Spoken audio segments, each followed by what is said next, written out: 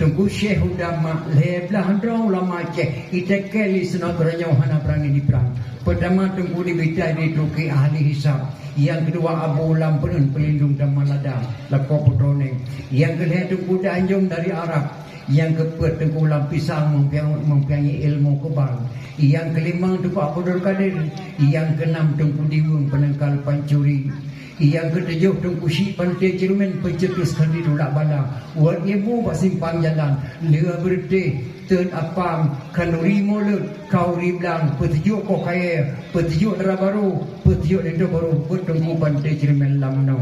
Yang ketujuh, yang ke-8 tuan di bawah ke DUPD kuburan Aceh ahli pengobatan untuk mendapatkan keturunan. Leblah drong lama Aceh dan muka Aceh ditekeli senang hana berani diperang. Nya ulama-ulama keramat nya kuringan mak yang pedang adat isadat nandung Aceh nyomi dan jino cukup jauh beda-beda adat ni.